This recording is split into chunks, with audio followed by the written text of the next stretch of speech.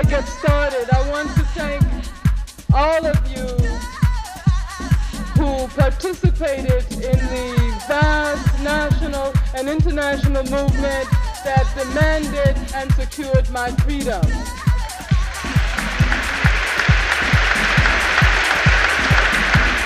I recognize that had not it been for the efforts of thousands and millions of people throughout the world, I would not be standing here speaking to you this evening.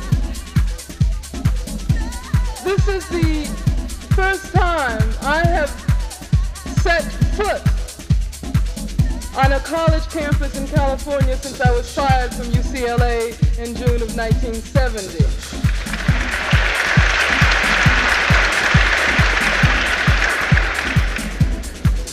It's a particular pleasure for me to be here this evening since shortly after my acquittal, Ronald Reagan made it known that he was going to do everything within his power to bar me, not only from UCLA, but from the entire college and university system here in California. So it gives me a kind of pleasure that people have refused in many ways to be accomplices of the kind of thing that Ronald Reagan is trying to push around. This is also an event which has a particular importance for me, to be able to speak here in California, in Southern California, in Orange County,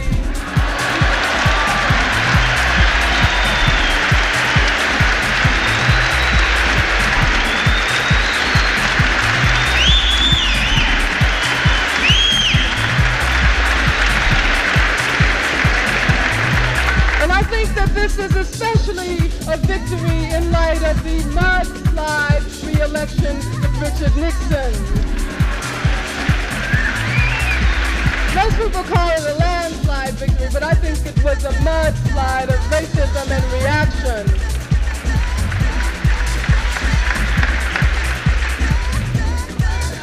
The topic of this event is very timely and very appropriate. Oppression and repression in the United States. The major problem we are confronting today, the major problem people throughout the country are confronting is the problem of racism. And I think that if the last 4 years are any indication of what is to come during the next 4 years, we can indeed predict a very catastrophic period within the history of this country. Black and brown and Asian and Native American people have always been the first victims of oppression and repression in this country. But I think that white people in this country, particularly white working people, should begin to understand that they too are exploited and they too can be victims of repression.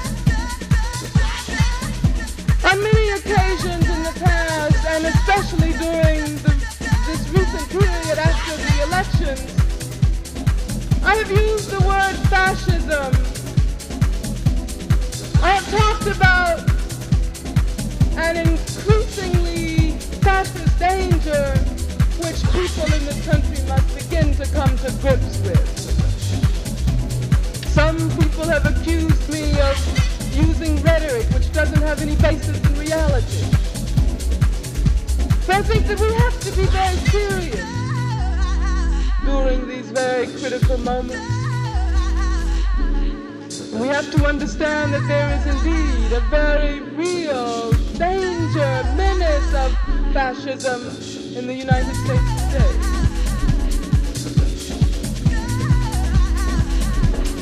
I do not think that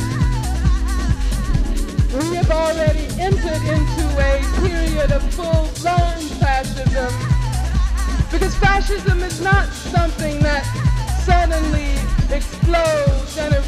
into being if we look back into the history of the world, if we look at countries like Germany, Spain, Italy.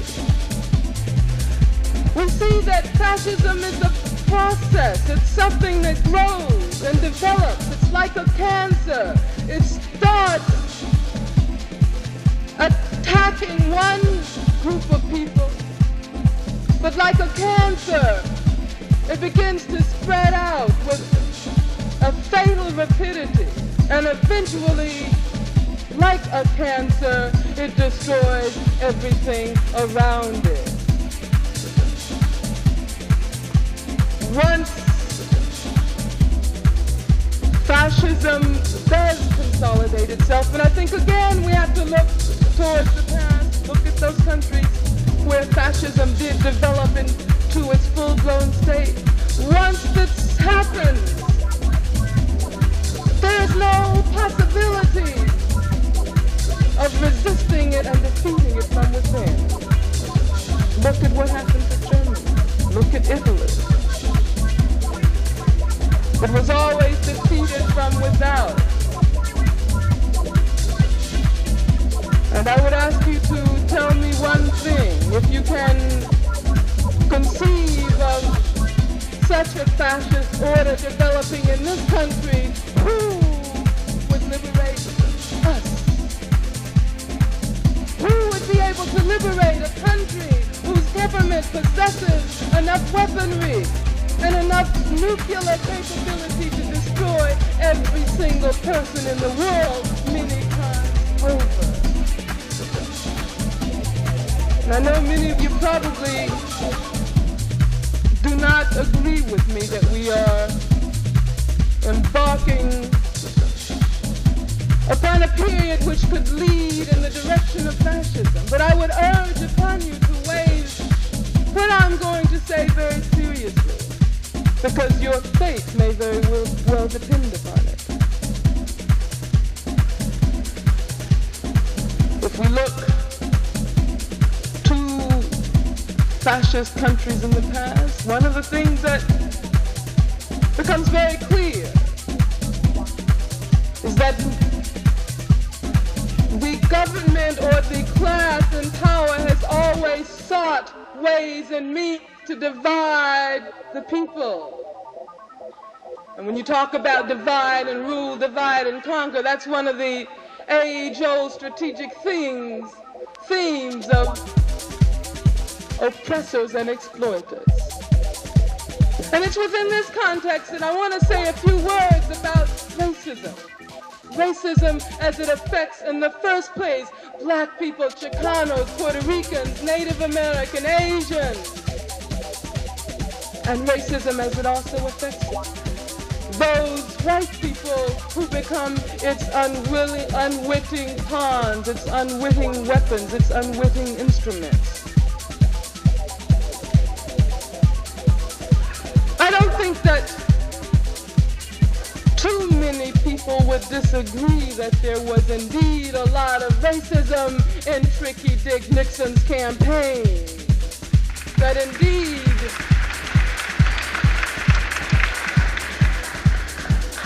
I don't think that very many people would disagree that there was some kind of attempt to pit white people against black people. Look at the statement that he made about busing. And look what followed that statement. The events in Canarsie, New York, Brooklyn, where white adults threw stones. We're going to have, right on, sister, and we're going to have a question and answer period as soon as I finish this presentation. Okay, right on. In Canarsie, New York, white adults threw stones at black and Puerto Rican children and threw eggs in their faces, spat on them, and called them all kinds of vicious, racist names. And I think we have to understand the connection between that statement that Nixon had made only a short while previous to that and what happened in Canarsie. And I think we have to understand the connection between the kinds of things that Richard Nixon has been saying and what happened yesterday at Southern University in Baton Rouge, Louisiana.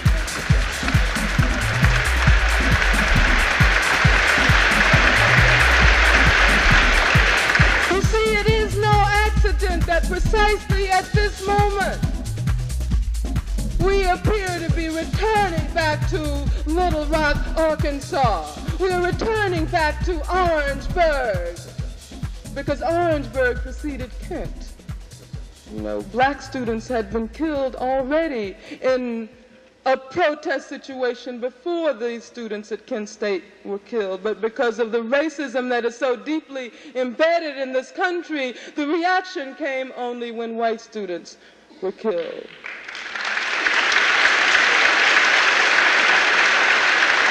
But let's try to understand, first of all, what racism is all about. Let's try to understand its source and who it benefits. Because I maintain that racism does not benefit the masses of white people, and that white people have just as much an interest in fighting racism as black people and Chicanos and Puerto Ricans and Native Americans and Asians and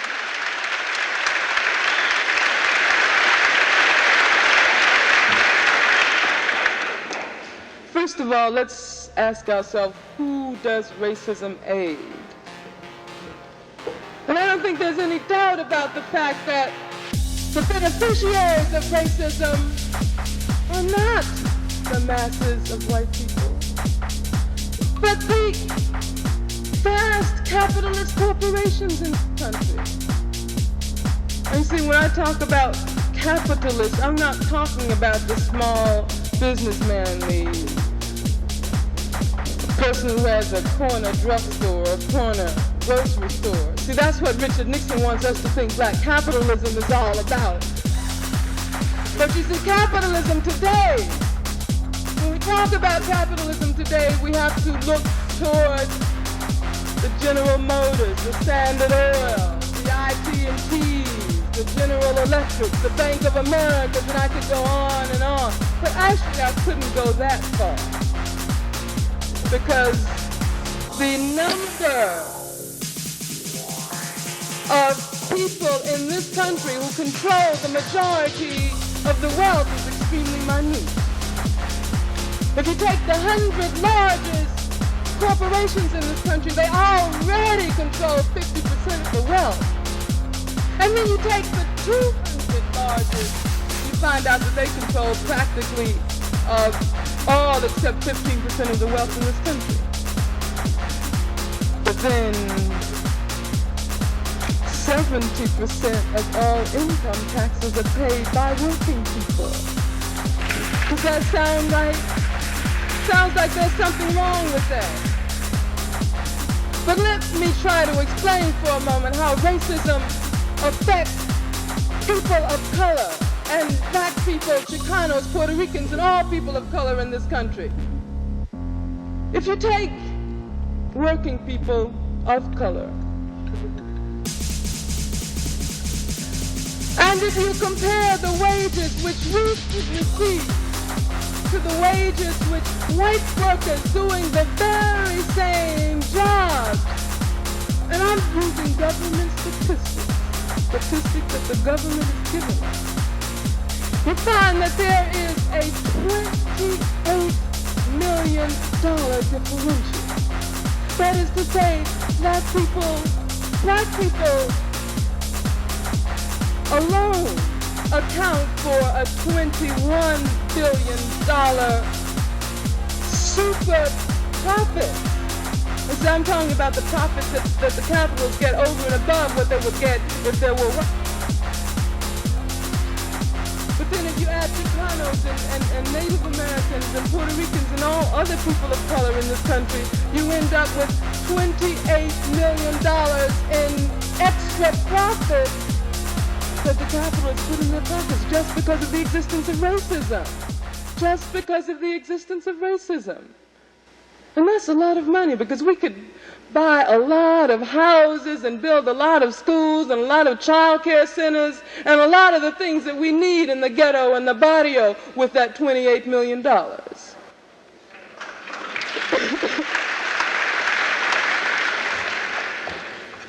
But you see, racism serves yet another function, and that is the disruptive, divisive function. Because you have a situation where, while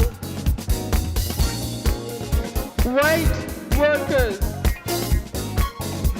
can rant and rave about black workers, that makes them forget that the exploiter is also on their back too. And what it does is it destroys the possibility of creating a movement that's going to be able to overturn the exploiter. And that's the divide and rule function. If we look again towards the past, back into the past, if we look at Nazi Germany, we can see that the function of racism can be very similar to the function of anti-Semitism in promoting and encouraging fascism and allowing fascism to develop to its full-blown state. Because you see, while the masses of Germans were being busy, being anti-Semitic, the German capitalists were squeezing more sweat and blood out of them. And if white people don't watch out in this country, that is exactly what is going to happen. Because there's already been the wage freeze. And there's already been this massive unemployment. And there's already been the assault on workers' rights to strike. And we have to try to put all of these things together to see where we're going. But let's try to look at what is happening in this country today. Let's try to talk about some of the real indications of a developing fascism. We already mentioned what happened in Demarkus. We already mentioned what happened in Southern University in Basin, Louisiana yesterday. But let's try to put some of this into context. And let's talk about what Nixon consciously did in modeling his election campaign. His election campaign was modeled along the most blatantly racist issues that we have seen in recent years. And you see, a lot of people wonder why George Wallace didn't run this year. He probably would have gotten far more sympathy in his present state than 4 years ago. But I think that there is no doubt about the fact that Richard Nixon demonstrated that he is not only George Wallace's bedfellow, but that in a lot of ways he knows how to out-Wallace Wallace.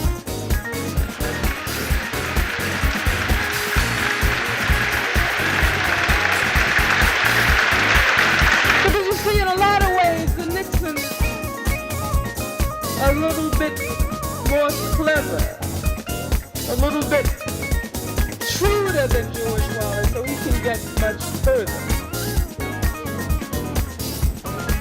But there is something else which points to what I would call a racist conspiracy from the very, very high ranks of the ruling powers of this country. And what is that?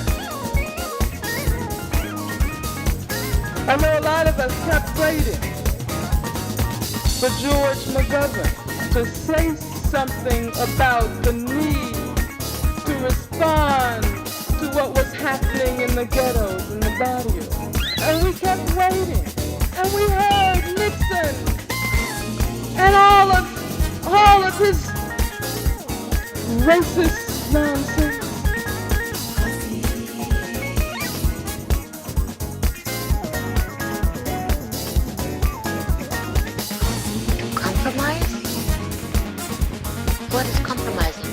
compromising for what? Compromising for what reason? To compromise for what? To compromise. What is compromise?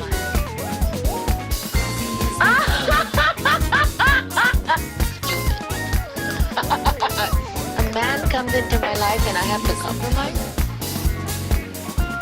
Let's think about that one again.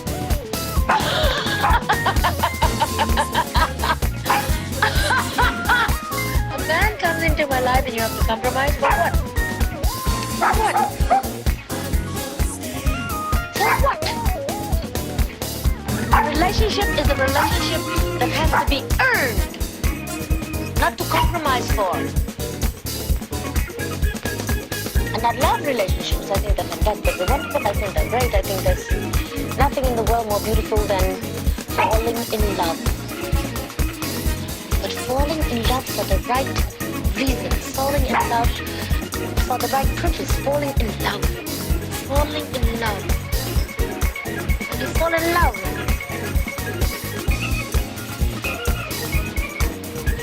what is there to compromise about?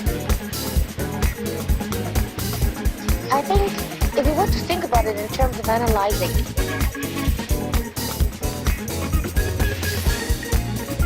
yes, I fall in love with myself and I want someone to share it with me.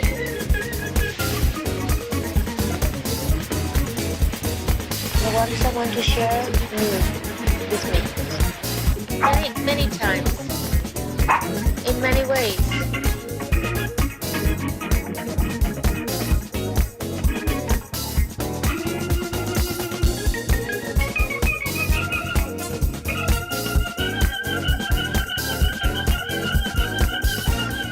Does it bother you that a lot of young black people today have no idea what that is like? Somebody dropped the ball. See, a generation of people thought, well, I'm going to send my kids to Bryn Mawr and Brown and to James and to Basin. I'll send them to Princeton, Smith,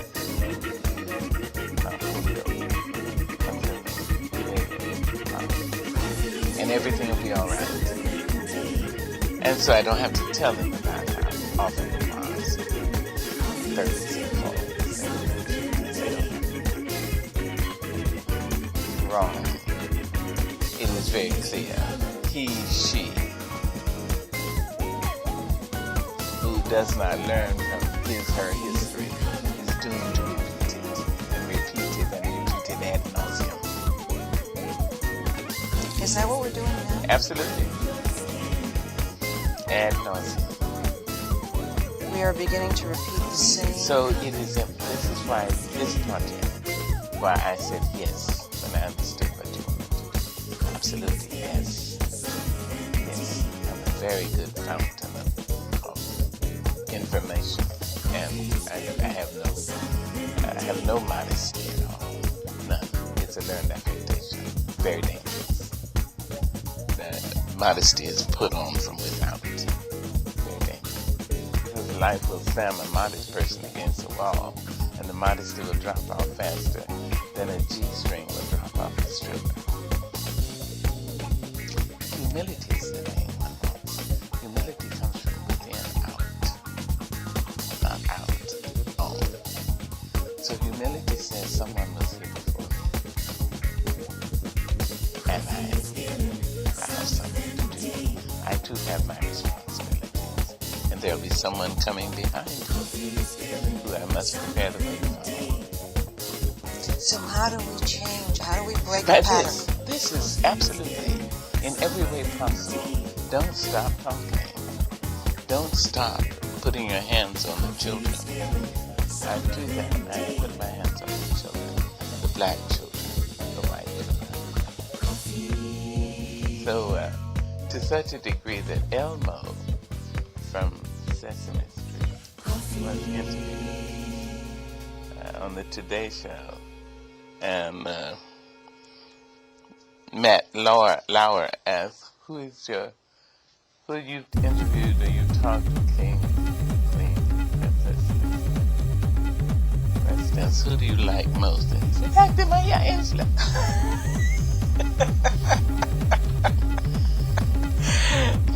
And that's where our hope is. Here in Washington, D.C., there's a school, the Maya Angelou School. And we accept children who've been in trouble. They only those who come through the correctional system can go to the Maya Angelou School. And when a young woman, there had been a contest how to name the school, I'd been a supporter of the school.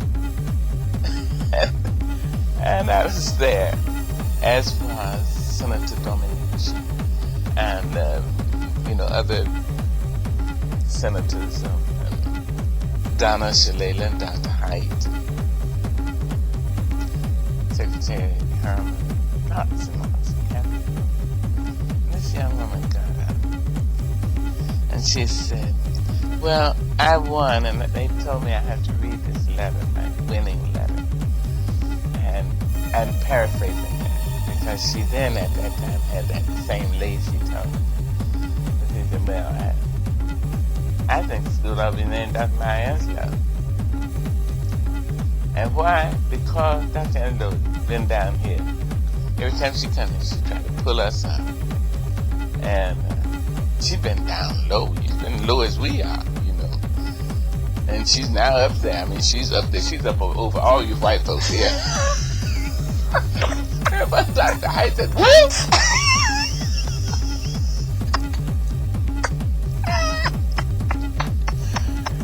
But they always pull the children. All of them. Don't let one slide. Not one. Not one Asian one, one Spanish speaker, one white one Jewish one. But don't many of those young people who went to Mount Holyoke and went to Smith and Yale, et cetera, don't a number of them say, look, I don't need it. Well, that's all right. I don't need to be pulled. Too bad. Well, if they don't. But I mean those who didn't, because they feel they didn't. They then don't give it to their children. But then they didn't get it. Their parents are the ones who sent them off to the white schools with the idea that this would make them even, well, and normal, and well, and white. Well, it's not. Going to school will not make you white. I have 53 doctorates, which means I've been to 53 universities. Hasn't had any effect at all on my complexion. So, no, it's not. So, these parents, and I know some of these parents, the ones that you're talking about, they feel that they're protecting their children from the horrors of the past, that the children don't need to know about what it was like before the Civil Rights Movement. They feel they don't need to know what the Civil Rights Movement was like. Well, too bad. That's ignorant. It's just ignorance. I'm sorry, but it's ignorant. One can have enormous education and be blitheringly ignorant. Now that is blitheringly ignorant. He who does not learn from his history is doomed to repeat it. Machiavelli wrote that slim volume, The Prince, and I usually keep in any house of mine 6, 8, 10 copies of it to give to young men to read, because it became the manifesto for all Western nations. About 1507. In it, among other instructions, he showed how, if you really want to control the people, separate them, divide them, and come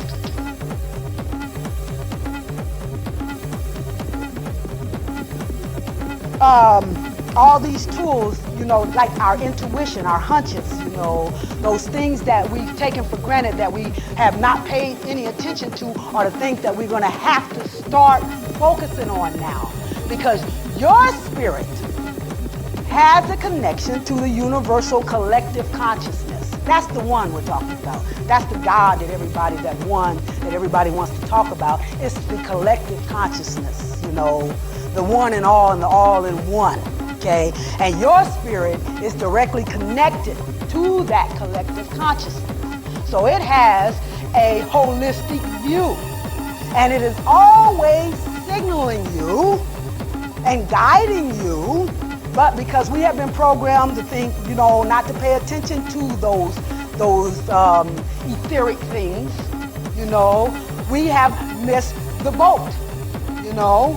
Now we're going to have to start paying attention more than ever, because it's going to give us our guidance and our direction on how to step up to our queenship, our kingship, you know, how to become the princess and the prince of the zodiac, you see, of the universe, you see. So we have to pay attention to our spirit. That's the only thing that's going to give you the proper direction and the proper guidance, you know. If you're looking for a leader outside of yourself, you're looking in the wrong spot. I remember Bobby Hemmett saying, when you're praying, you're just putting in a phone call to your own ass. Okay? Understand that. And I mean, and thoughts are things, you guys. Thoughts are things. What you think is going to make instant manifestation on the spiritual plane, only to take a physical manifestation later down the line. Okay? So, if you're putting your energy toward the negative, well, excuse me, feminine. But if you're putting your, you know, I got so many bills, or I wonder if I can, you know, I wonder if he's gonna like me, or he's not gonna like me, or, you know, I'm just gonna have a bad day. You're setting the stage for that. You know, watch your words, watch your thoughts, because you're setting the stage for whatever it is that you're putting your energies. You know, you're energizing that part of who you are, you know. And so it's the three things that stunts our empowerment is our fears, our doubts, and our guilt, okay? The minute you doubt, see what happens is the spirit will give you a vision, and that'll come to you in your dreams. You know, that'll come to you. You just maybe see something out the side of your eye, you know. You could be riding down the street and have a question on your mind, and the billboard pops up and answers that question. That's spirit, okay? The more bizarre it is, the more spirit is trying to talk to you, okay? So, you know, so what you have to do is you have to, you know, examine that. When you see that, you know, when you see something like that coming up, you have to examine that and understand that there's a message, you know, that you have to try to receive, you know, that's going to give you the proper guidance. So you have to be able to look at those things and understand, be it through astrology, numerology, you know, go get a reading, a tarot reading, or, you know, the pendulums, you know, anything, any of those tools. There's so many tools that we can tap into to understand why this information is coming to us, or what this message is all about, you know. And once we tap into that, we get our guidance from that, and things will blossom. We're getting into the spiritual rotation, and things will open up and things will blossom for us. But as we continue to fight and stay on that physical rotation, to operate from the physical perspective, we're going up against the grain of the universal forces, you see, which is the spiritual forces. That's a wear and tear, that's friction, okay? You can tear down, break down, you see. You're going up against the dominant energy. It's best to get in tune and flow with it, you know, to flow with it, you see. Like right now, we're in the Aries energy. That's the spiritual warrior. That's fire. That's new beginnings, you know, new beginnings. So you want to begin a project? You want to begin something? Is there something new that you want to start right now? This is the energy to work. You know, this would be the energy to work. You know, understand the earth element. That's about healing and health, the tangible things. You know, you want health, You want to heal someone, you get into whatever, you know the earth signs, Capricorn, Taurus, and Virgo. So when the energies, when the moon is demonstrating that energy, when the sun is demonstrating that energy, those are the times when that energy is prominent. That's when you tap into that energy, you know. So whatever is happening, like right now, Aries, fire, you know, the full moon, Libra. So you want justice, you want partnership issues to work out, you know. Now you want to appeal to the air, because Libra falls under air. Okay, so you're gonna use that light blue candle, you know, to do your ritual, to activate those forces that are prominent right now to do your bidding. See, this is what you have to do. You have to understand that those hunches, those intuitions, that information, that Pandora's box, those mystical, those occult things, those things, all those things that they have tried to turn us against are the things that will empower us. And that's the reason why we have been turned against it. This physical world is definitely going down. It's going out, you know. And if you want to if you want to invest in that, you know, your time is limited. You're not going to have very much time left to enjoy that, you know.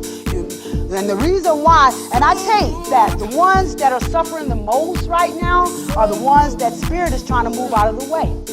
You know, because they know this thing is coming down in a big way. And if you've moved on and you've discovered your powers, when it falls down, you don't even have to look back. You don't even have to look back, because you already know, you know, that isn't about you anyway. That's in opposition to where you're going.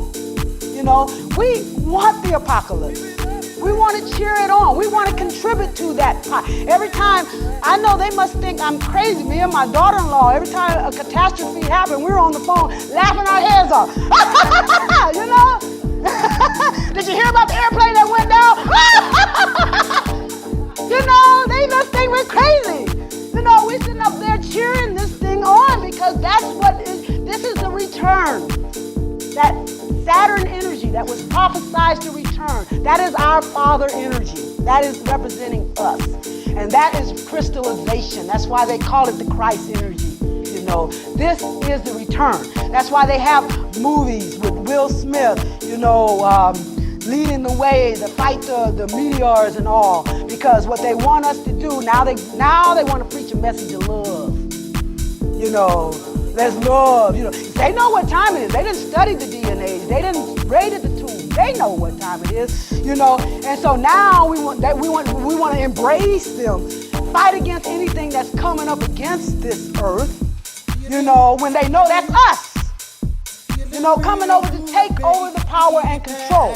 You know, and they want us to band with them to fight against our own energy, to stop this apocalypse. You know, this is time. You know, to bring it on, let it fall down, because it's not, you know, it's not a righteous civilization that we're in now, and we're the only ones that's going to bring it. It's so good. Forgive me if I do, but a Kyra 34. First, thank you so much for your time and knowledge. How can we tell who the selected healers are in our families to aid in breaking these karmic chains? Well, what we're going through right now is definitely showing us a division in who is who in the family. So if you are trusting in your spiritual guidance, walking in no fears, you know, seeing through the illusion, that's a quality of the the oracle. The quality of an oracle is that she can see straight through the illusion. You see, she's not fooled by that. So whoever is seeing through the illusion, who's not falling for the okie doke, who is not drinking the Kool-Aid, you know, those who are trying to tell your family members, not to participate in this programming, in this false programming. All of those who are demonstrating that they know there's, a higher purpose involved here, and is not giving in to the okie doke. That's how you tell who is who, you see. especially in the family. By you being on this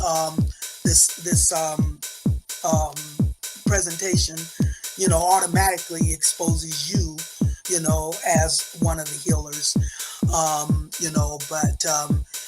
and I always say there's one or two in each family, but the one who leads the way, to help others to see that we've been participating with an illusion, a matrix, and this thing is not real, and they are fully secure and confident in the power they have from a higher, for a higher purpose, to serve a higher purpose.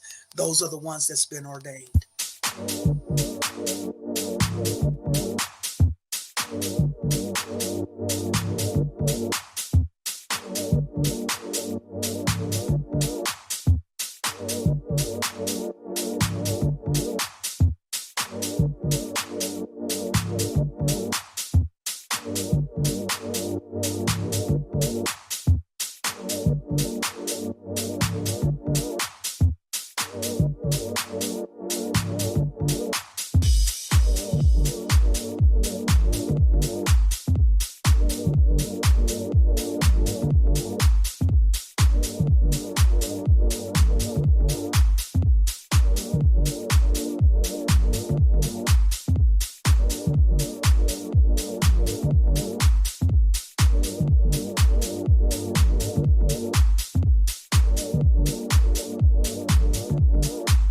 When day comes, we ask ourselves, where can we find light in this never-ending shade?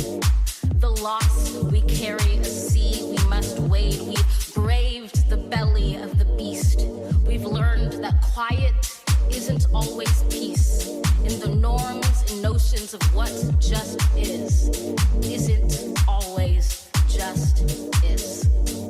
And yet the dawn is ours before we knew it. Somehow we do it. Somehow we've weathered and witnessed a nation that isn't broken, but simply unfinished. We, the successors of a country and a time where a skinny black girl descended from slaves and raised by a single mother can dream of becoming president, only to find herself reciting for one.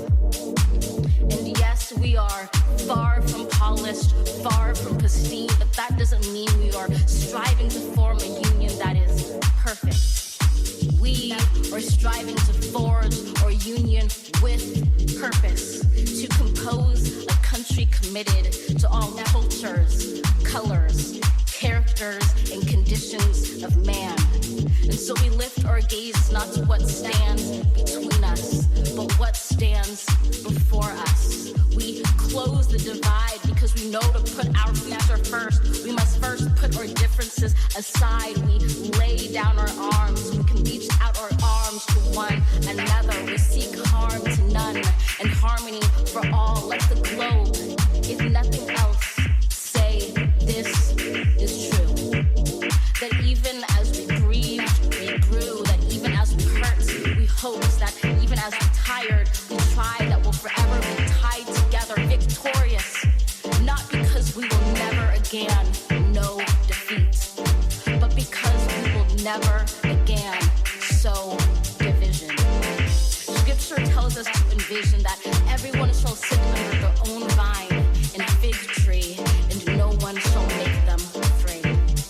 If we're to live up to our own time, then victory won't lie in the blade, but in all the bridges we've made. That is the promise to glade, the hill we climb, if only we dare it. Because being American is more than a pride we inherit. It's the past we step into and how we repair it. We've seen a force that would shatter our nation rather than share it. Would destroy our country if it meant delaying democracy. And this effort very nearly succeeded. But while democracy can be periodically delayed, it can never be permanently defeated. In this truth, in this faith we trust, for while we have our eyes on the future, history has its eyes on us. This is the era of just redemption. We feared identity conception. We did not feel prepared to be the heirs of such a terrifying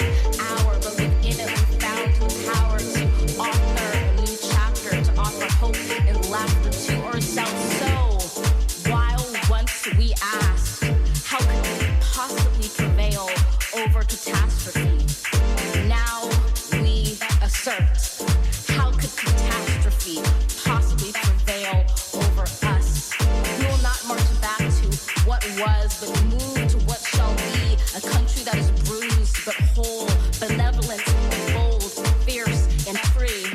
We will not be turned around or interrupted by intimidation, because we know our inaction and inertia will be the inheritance of the next generation. Our blunders become their burdens, but one thing is certain. If we merge mercy with might and might with right, then love becomes our legacy and change our children's birthright. So let us leave behind a country better than the one we were left with. Every breath from my bronze pounded chest, we will raise this wounded world into a wondrous one. We will rise from the gold-limbed hills of the west. We will rise from the windswept northeast, where our forefathers first realized revolution. We will rise from the lake-rimmed cities of the Midwestern states. We will rise from the sun-baked south. We will rebuild, reconcile, and recover in every known nook of our nation, in every corner called our country. Our people, diverse and beautiful, will emerge battered and beautiful when day comes. We step out of the shade, aflame and unafraid. The new dawn blooms as we free it, for there is always light if only we're brave enough to see it. If only we're brave enough, God, to be it.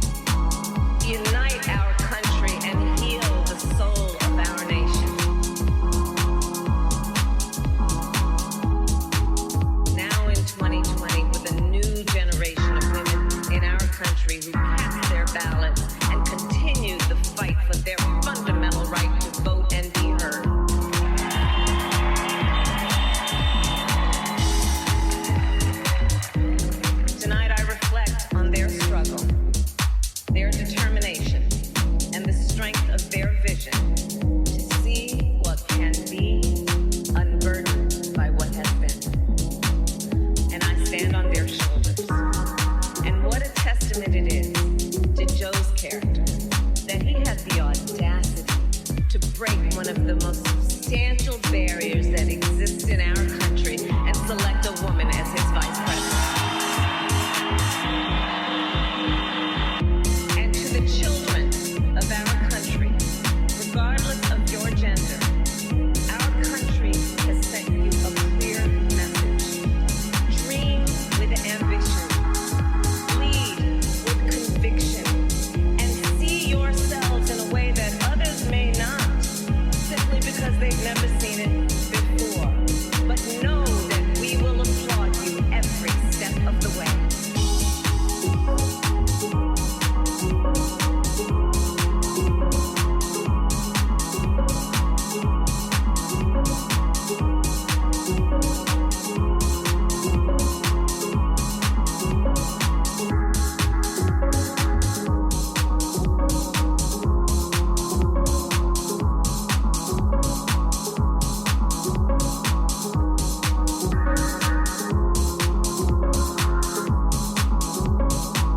Unite our country and heal the soul of our nation.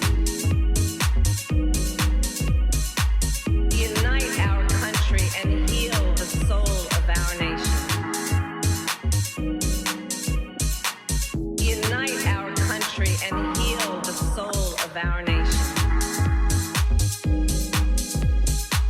Unite our country and heal the soul of our nation. Now in 2020, with a new generation of women in our country who cast their ballot and continue the fight for their fundamental right to vote and be heard.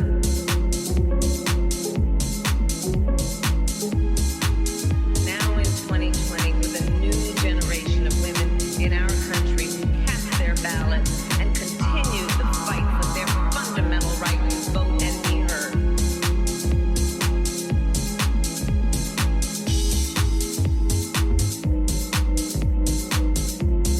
Poetry is a living entity, which means that it must expand its wings and it must fly. I used to dream militant dreams of taking over America to show these white folks how it should be done. I used to dream radical dreams of blowing everyone away with my perceptive powers of correct analysis. I even used to think I'd be the one to stop the riot and negotiate the peace. Then I awoke and dug that if I dreamed natural dreams of being a natural woman, doing what a woman does when she is natural, I would have a revolution.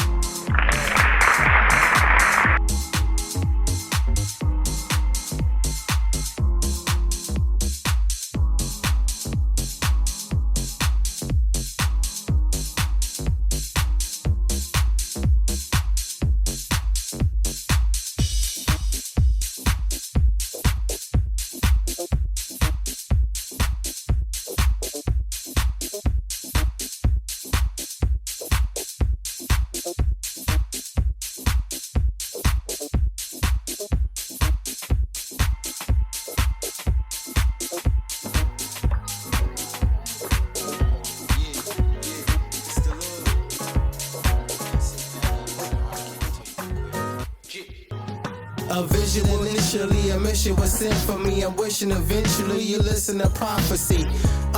Just open your heart and see, and just know he created the stars and seas. Obviously, which means you're a part of me. Everything starts with he. You just gotta trust and believe. Your faith could be as small as a mustard seed. Your eyes high is something you're supposed to see. You're a luckily a be sucker free. So luckily, which means you're stuck with me. Cause there's no honor among thieves. He's a designer, yeah, he's alone. He's right behind you, riding on loose leaf. The appetizer, something you can slowly eat. Don't let me blind you, I wind you, then post me. I can find it, supply it, then quote me. Man, DC, you be snapping, bro. Hey, keep pointing him in the right direction, man. Hey, help him get away from them distractions. He's gonna pay it out. In life, you gotta realize, you gotta break yourself.